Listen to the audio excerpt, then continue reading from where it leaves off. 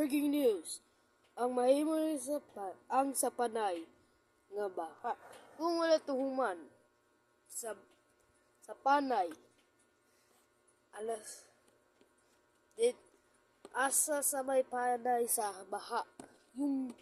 Yung tapat sa may Davao City. Kung wala tahuman sa baha. Ngayon, pag nabaha, breaking news. Panay sa linog. Wala'y panay sa linog. Syempre. Ngano ang nabaha sa panay?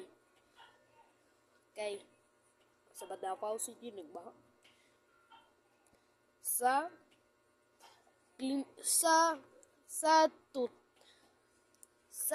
alas 9:05 nabaha.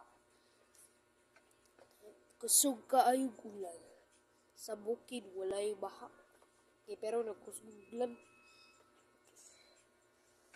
Sa Kaban ay nagbaha. Nga nabaha man. Kung pwede siya kay nabaha daw sa Kaban.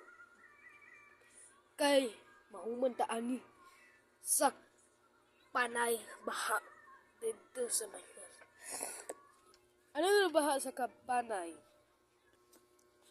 Sa baha sa panay kay kuan daw kay baha daw sa panay kay wala taon linog sa panay kay baha lang daw. Mao di ba? Dire malinog ni sa Davao City. Karon ato isat ni nang radyo.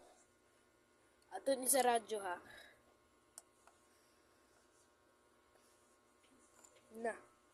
Wa na.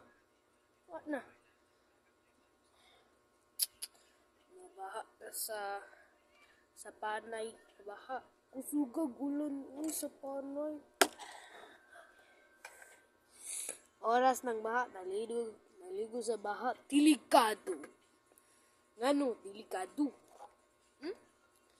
Basta. Tawa dali.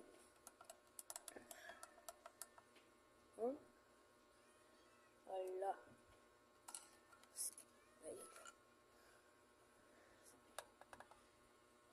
Sa sila mga bata, naligo silang baha. Sa breaking news ni sa kini kay Davao, kini kay Philippines man dili Rele ang Philippines. Mao ni ang Philippines kay Jesus. Ngano ang Philippines? Sa Manila walay baha. Ngano ang baha sa panay na ang malunod si Gamel. Ala si Gamel. Bata man si Gamel. Katong babae. Na malunod na ato sa itangga.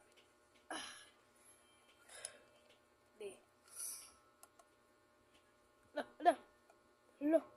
Aw. Si Gamel.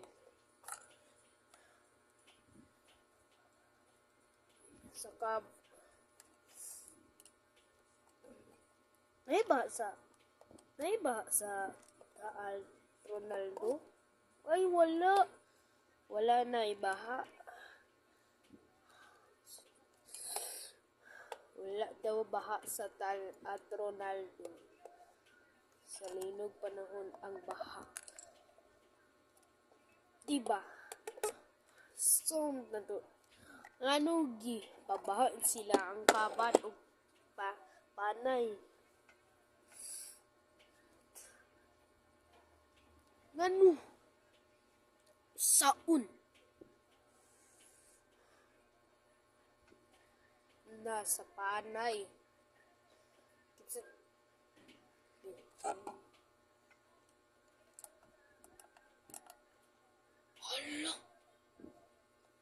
Hala.